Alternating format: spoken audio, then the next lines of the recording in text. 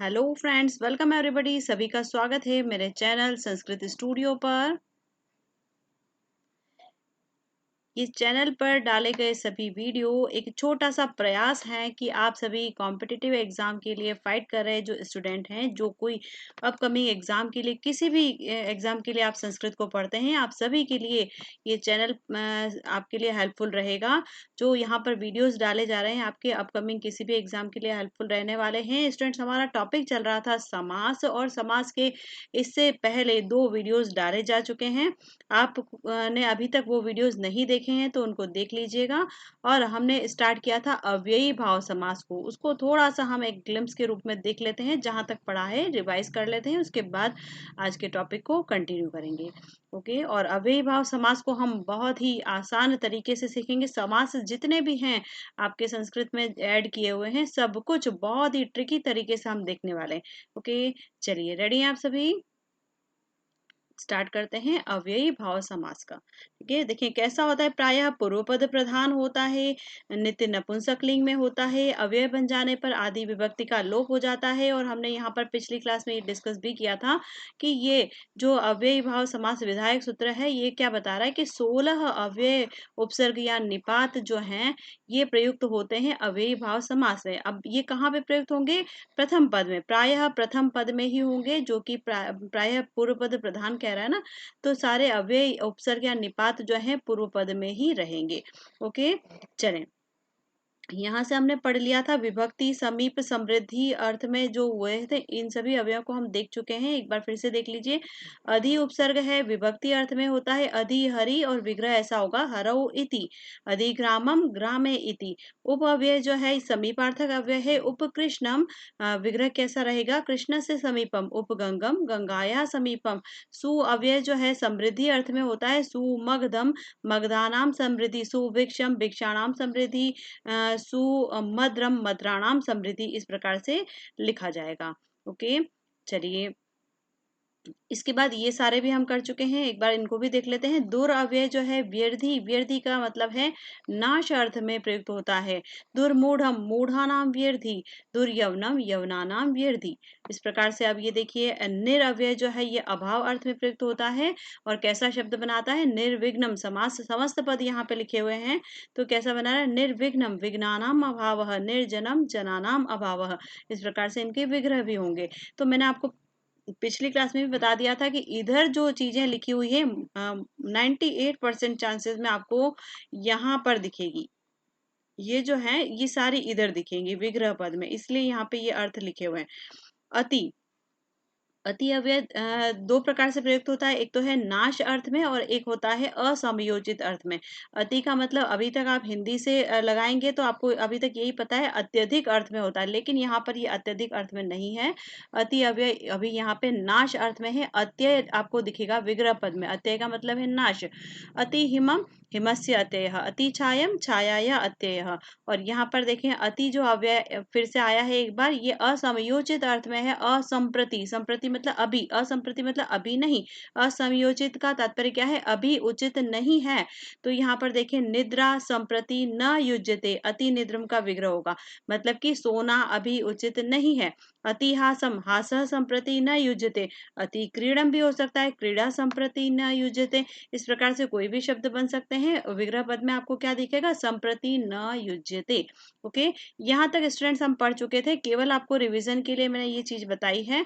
अब चलें आगे बढ़ते हैं। यहाँ से नया टॉपिक स्टार्ट हो रहा है, थोड़ा सा अलर्ट हो जाइए। देखिए, शब्द प्रादुर्भाव अर्थ में प्रयुक्त होता है हमारा कौन सा अव्यय? इति। इति अव्यय जो है प्रकाशित होना, शब्द के प्रकाशित होने अर्थ में प्रयुक्त होता है। तो देखिए यहाँ पे जिसके साथ भी लगेगा उस शब्द का प्रकाश। तो इति हरि, हरि शब्द से प्रकाश। इति कपिलम, कपिल शब्द से प्रकाश, ऐसा इसका विग्रह किया जाएगा। फिर देखें अनु अव्यय। अनु अव्यय जो है 3 अर्थों में प्रयुक्त होता है। यहाँ पर पश्चात अर्थ में है, इधर ये योग्यता अर्थ में आएगा, और एक बार फिर से आएगा जो आनुपूर्व क्रम बताने के योग्य में अर्थ में प्रयुक्त होता है। तो यहाँ पर देखिए सबसे पहला आपके सामने जो आया है पश्चात अर्थ में। पश्चात का मतलब पीछे पीछे। आपको पता है अनुकरण शब्द इसी से बना है, तो पीछे पीछे करना। तो अनु जो है पश्चात अर्थ में है, यहाँ पर आपको विग्रह पद में ऐसा ही पश्चात शब्द ज़रूर से दिखेगा।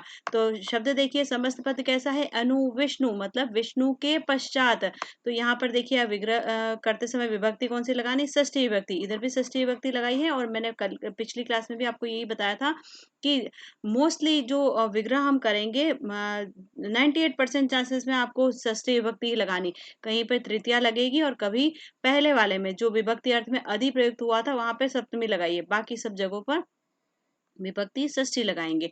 इधर देखिए अनुभार्यम, भार्या पश्चात मतलब भार्या के पीछे पीछे। अनुपति ऐसा शब्द भी बन सकता है, तो आपको यहाँ पे ये ध्यान रखना है विग्रह में आपको पश्चात शब्द को अवश्य लगाना है, जहाँ पे अनु पश्चात अर्थ में है केवल वहीं पर। अब देखिए शब्द आपको पढ़कर पता चल जाएगा, अनु विष्णु मतलब विष्णु के पीछे पीछे, है ना, अनुभार्यम भार्या के पीछे पीछे। अब देखिए यहाँ पे यथा जो उपसर्ग है या अव्यय आ रहा है, ये 4 अर्थों में होता है और 4 अलग-अलग अवयवों के रूप में भी यहाँ पे लिखा जाएगा। देखिए ये 4 होता है, अर्थ इसके क्या है 4, योग्यता, विप्सा, पदार्थान, अनतिवृत्ति और सादृश्य अर्थ में। 4 प्रकार से आपको दिख रहा है। अब इनको हम वन बाय वन करते हैं। सबसे पहला आता है योग्यता अर्थ में अनु अव्यय प्रयुक्त होगा, और यहाँ पे ये अनु जो आ रहा है अब योग्यता अर्थ में है अनुगुणम मतलब गुणस्य योग्यम, गुण के योग्य, अनुरूपम मतलब रूपस्य योग्यम, रूप के अनुरूप, रूप के योग्य। तो इस प्रकार से यहाँ पे योग्यता अर्थ में प्रयुक्त हुआ है कौन अव्यय, अनु अव्यय। इससे पहले पश्चात अर्थ में प्रयुक्त होता है, एक बार फिर से आएगा तब हम इसको वापस देखेंगे। फिर आएगा आपका विप्सा अर्थ में, विप्सा का मतलब होता है दोहरान, बार बार आना, रिपीटेशन। तो प्रति अव्यय जो है ये विप्सा अर्थ में प्रयुक्त होता है।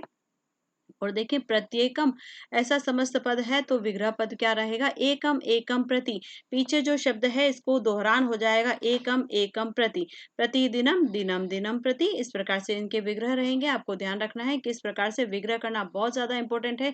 प्रश्न कैसा भी घुमा फिरा कर पूछा जा सकता है, हर स्थिति में आपका प्रश्न सही हो, इस तरह की आपको प्रिपरेशन करनी है। चले अगला आपका अव्यय आता है यथा अव्यय पदार्थान अनतिव्रति। अनतिव्रति मतलब अतिक्रमण नहीं करके, जहां तक है वहां तक। अब देखिए शब्द क्या लिखा हुआ है, यथा रुचि, समस्त पद में लिखा है यथा रुचि। तो आप कभी भी देखिए ऐसा शब्द का प्रयोग आप कहाँ पर करेंगे, यथा रुचि मतलब रुचि के अनुसार, जहां तक रुचि है वहां तक, रुचि को अतिक्रमण नहीं किया। तो अनतिक्रम्य इस तरह से आपको ये शब्द लगाना है, कहाँ पर, विग्रह पद में। रुचिम अनतिक्रम्य, यथाविधि विधिम अनतिक्रम्य, इस प्रकार से आप कर देंगे, है ना। यथाशक्ति अगर शब्द होगा तो कैसा लिखेंगे, शक्तिम अनतिक्रम्य। तो यहाँ पे आपने विग्रह पद में द्वितीया लगाई है, याद रखिएगा। ठीक है, चलिए अगला जो आता है हमारा स अव्यय है। सह या स दोनों रूप में लिखा जाता है, सादृश्य अर्थ में होता है, सहरी, है ना। तो यहाँ पे देखें हरे है सादृश्यम, हरि के समान, यहाँ पर आपने विभक्ति षष्ठी ही लगाई है। ठीक है, बहुत इंपॉर्टेंट बातें हैं, अलर्ट होकर पढ़िएगा, क्योंकि स वाली चीजें आपको 6 जगह पर दिखेंगी, 6 स्थानों पर स वाले अव्यय दिखेंगे जो अलग अलग अर्थों में प्रयुक्त हो रहे हैं। तो यहाँ तक आपको क्लियर हो गया, यथा अव्यय जो है 4 अर्थों में हो रहा है, अनु प्रति यथा स के रूप में दिखेगा, अर्थ क्या है, योग्यता, विप्सा, पदार्थान अनतिवृत्ति और सादृश्य अर्थ में। ठीक है, चलिए अगला जो अव्यय है ये है आपका अनु। एक बार फिर से आया है अनु, आनुपूर्व्य या क्रम अर्थ में, क्रम बताने के अर्थ में होता है। अनु ज्येष्ठम मतलब ज्येष्ठ के क्रम के अनुसार बताया गया है। तो ज्येष्ठस्य आनुपूर्वेण, अनु कनिष्ठम कनिष्ठस्य आनुपूर्वेण, अनु दीर्घम दीर्घस्य आनुपूर्वेण, अनुवृद्धम वृद्धस्य आनुपूर्वेण। इस प्रकार से होंगे इनके विग्रह, षष्ठी विभक्ति ही लगाई है। अब देखिए यहाँ पर अनु क्रम अर्थ में आया है, शब्दों को पढ़ लीजिए, आपको समझ में आ जाएगा, डिफरेंस पता चल जाएगा कि अनु गुणम, अनु विष्णु, अनु ज्येष्ठम, तीनों शब्दों में क्या अंतर है, 3 अर्थों में आ रहा है। जहां कहीं भी आपको एक जैसे अव्यय दिख रहे हैं, अलग अलग अर्थों में आ रहे हैं, वहीं से प्रश्न आना है। मोस्टली प्रश्न यहीं से पूछे जाते हैं जहां पे अव्यय एक है लेकिन अलग अलग अर्थ निकाल रहा है। ठीक है, चलिए अगली है आपका अव्यय कौन सा आ रहा है, सह या स। एक बार फिर से आ गया है, पहले क्या था हमारा, सादृश्य अर्थ में, यहाँ पे योगपद्य अर्थ में है, मतलब एक साथ होना। स चक्रम, चक्रेण युगपद, इस प्रकार से हो जाएगा इसका विग्रह। यहाँ पे तृतीय विभक्ति लगाई है हमने, है ना। फिर देखिए सादृश्य अर्थ में एक बार फिर से स आया है, देखिए वहां पर भी स था सादृश्य अर्थ में, यहाँ पर भी सादृश्य अर्थ में है। ये कौन, स उपसर्ग, और कैसा शब्द बना रहा है, सहरी। उधर भी ऐसा ही शब्द था सहरी, लेकिन वहां पे विग्रह अलग था, है ना। तो यहाँ पे क्या है, सदृश हरिणा, क्या दिख रहा है आपको? सदृश हरिणा कैसे विभक्ति है? तृतीया विभक्ति। इधर भी तृतीया, इधर भी तृतीया। चलिए यहाँ पर जो चीज लिखी है इसको एक बार देख लीजिए। मैं आपको वहां पर लेके जा रही हूँ ताकि आप कंपेयर कर सकें इसमें और उसमें क्या अंतर है। ठीक है, ये जो सा आया है ये इंडिविजुअल अपने आप में एक अलग से अव्यय है, और इधर जो अव्यय था यहाँ पर ये किसके अर्थ में था? यथा के साथ में। सबसे बड़ा अंतर ये। दूसरी बात एक ये कि सहरी शब्द यहाँ पर भी है, वहां पर भी है, समान अर्थ में है, सादृश्य अर्थ में। आपको शब्द में सह या स में से एक ही दिख रहा है, सहरी, उधर भी सहरी है। अब देखें, जहां कंफ्यूजन हो सकता है ऐसा प्रश्न नहीं पूछेगा। सहरी का विग्रह क्या है नहीं पूछा जाएगा, है ना। अगर पूछा भी जाएगा तो इस विग्रह हरे सादृश्य में या सादृश्य हरिणा दोनों में से एक ही ऑप्शन में होगा। ठीक है, तो कंफ्यूजन वाले प्रश्न नहीं पूछे जाते हैं। आपको केवल ये ध्यान होना चाहिए कि सहरी के दो प्रकार के विग्रह हैं। प्रश्न ये भी पूछा जा सकता है कि सहरी के का विग्रह है तो हरे सादृश्यम बिल्कुल सही है, सदृश हरिणा बिल्कुल सही है, और सी ऑप्शन होगा उपरोक्त दोनों, तो सी ऑप्शन आपका सही होगा। आ रही बात समझ में? प्रश्न कैसे कैसे पूछे जा सकते हैं ये भी आपको प्रैक्टिस करना है। अब देखें यहाँ पे मैंने क्या कहा, यहाँ पे जो स अव्यय है यथा वाले अर्थ में है, लेकिन इधर जो स अव्यय है ये इंडिविजुअल है। ठीक है, अब देखें दोनों ही सहरी और सहरी के विग्रह अलग अलग हैं। यहाँ पे विग्रह अलग है, बाकी सब कुछ समान है। आ गई बात समझ में? और इधर जो विग्रह है कौन सी विभक्ति को लिए हुए हैं? तृतीय विभक्ति को, वहां पे षष्ठी विभक्ति को लिए। बस ठीक है, तो आप अपने दिमाग में एक बात जरूर से ध्यान रखें कि कभी भी कंफ्यूजन वाले प्रश्न नहीं पूछे जाते हैं। आपको दोनों जो विग्रह हैं ये पता होने चाहिए, किस अर्थ में है ये पता होना चाहिए। अब देखो कंफ्यूजन आपको दूसरों में होगा। स जो है एक बार सादृश्य अर्थ में आ गया, यहाँ पे एक बार फिर से सादृश्य अर्थ में आया। इधर देखिए स जो है योगपद्य अर्थ में आया है। अब आगे देखिए स एक बार फिर से आया है, संपत्ति अर्थ में आया है। स क्षत्रम, क्षत्राणाम संपत्ति, तो ये है आपका षष्ठी विभक्ति वाला विग्रह, क्षत्राणाम संपत्ति। फिर आया है साकल्य, संपूर्णता के अर्थ में आया है, एक बार फिर से स आया है। फिर ये कैसा शब्द बनाएगा? सतृणम। अगर ये संपूर्णता अर्थ में, साकल्य मतलब सब कुछ ले लिया, है ना। तृणम अपि अपरित्यज्य, इस प्रकार से इसका विग्रह होगा, बहुत इंपॉर्टेंट है। क्या मतलब है इसका? तृणम अपि अपरित्यज्य, संपूर्णता के अर्थ में है सतृणम, मतलब तिनके को भी नहीं छोड़ा। क्या तात्पर्य है? सभी को ले लिया, संपूर्णता अर्थ। इस प्रकार से यहाँ पे विग्रह किया है। फिर देखिए एक बार फिर से स आया है। अंत वचन अर्थ में है पर्यंत, जहां तक है वहां तक। साग्नि, ठीक है, तो अग्नि ग्रंथ पर्यंतम। समासम, तद्दितम, तो तद्दित समास पर्यंतम। इस प्रकार से आपको दिखेंगे। यहाँ पे दो चार ही फिक्स वर्ड हैं और कुछ भी विशेष नहीं आता है। आपको जो कंफ्यूजन हो सकता है वो ये हो सकता है कि स जो है वो इस शब्द में किस अर्थ में आया है, ये कंफ्यूजन हो सकता है। तो ये आपको जो शब्द यहाँ पे दिए हुए हैं इनको दो चार बार पढ़ें, आपको इनमें डिफरेंस पता चल जाएगा। यहाँ पे हरि के साथ समानता बताने में आया है, उधर भी हरि के साथ समानता बताने में आया था। यहाँ पे चक्र, चक्र के साथ समानता तो नहीं बताई जाएगी। यहाँ पे चक्र मतलब सभी को एक साथ लेके, चक्र में मतलब सभी को एक साथ लेकर। योगपद अर्थ में सक्षत्रम, तो यहाँ पे आपको कंफ्यूज हो सकता है कि शत्र के साथ समानता बताई है या युगपद बताया है, क्या बताया है। तो यहाँ आपको कंफ्यूजन हो सकता है। दो चार बार पढ़ें शब्द को, समझ में आ जाएगा। विग्रह पढ़ लीजिए और आपको याद हो जाएगा कि ये संपत्ति अर्थ में है। फिर सतृणम कभी भी नहीं भूलेंगे। सतृणम मतलब तृणम अपि अपरित्यज्य, ये साकल्य अर्थ में, संपूर्ण अर्थ में है।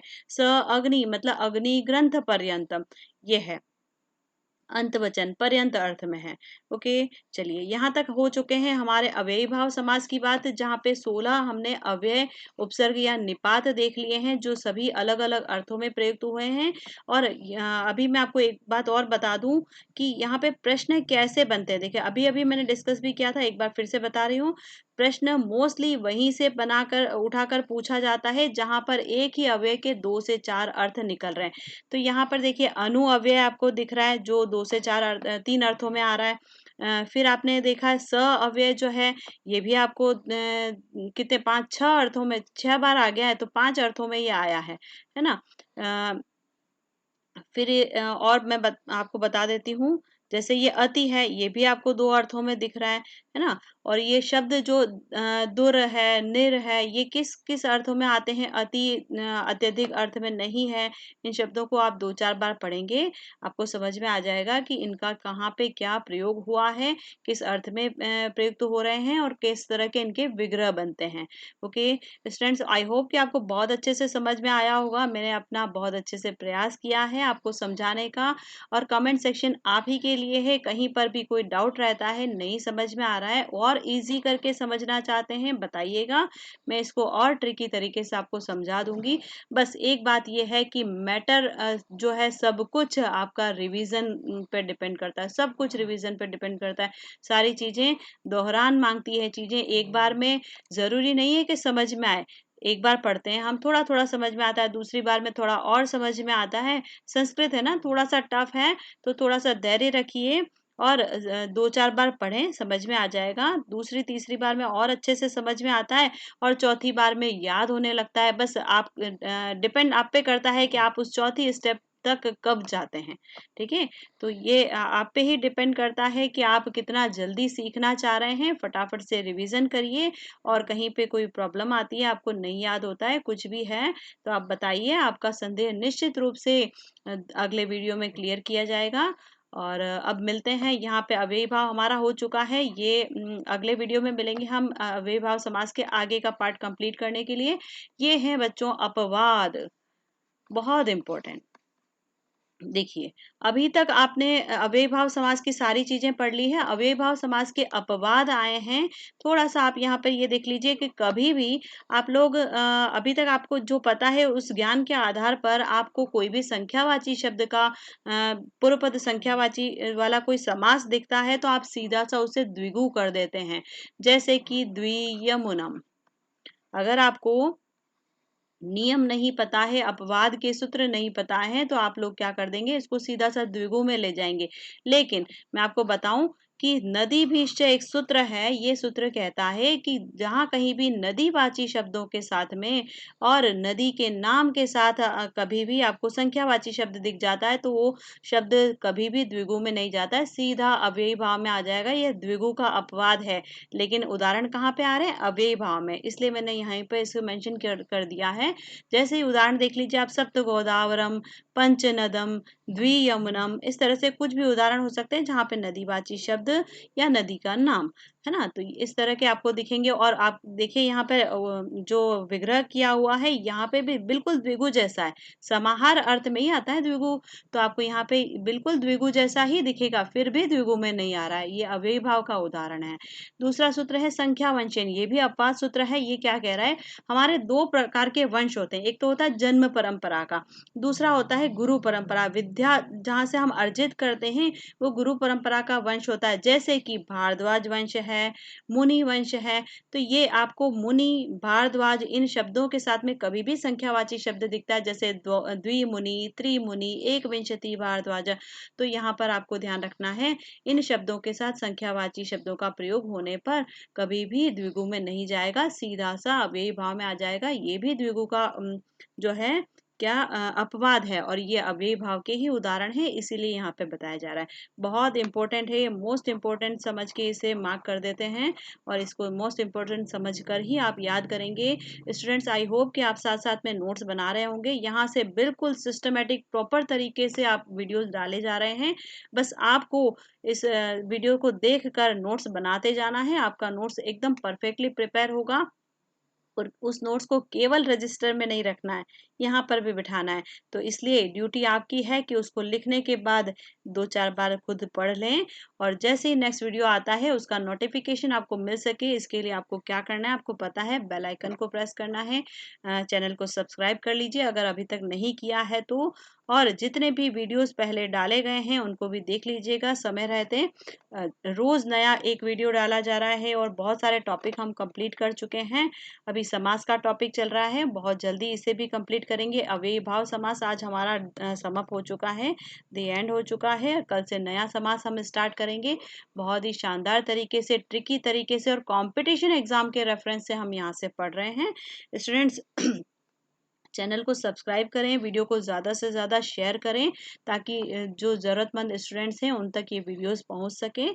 मिल रहे हैं नेक्स्ट वीडियो में इसी टॉपिक को आगे बढ़ाते हुए। तब तक के लिए ऑल द बेस्ट आप सभी को। Thank you, bye bye.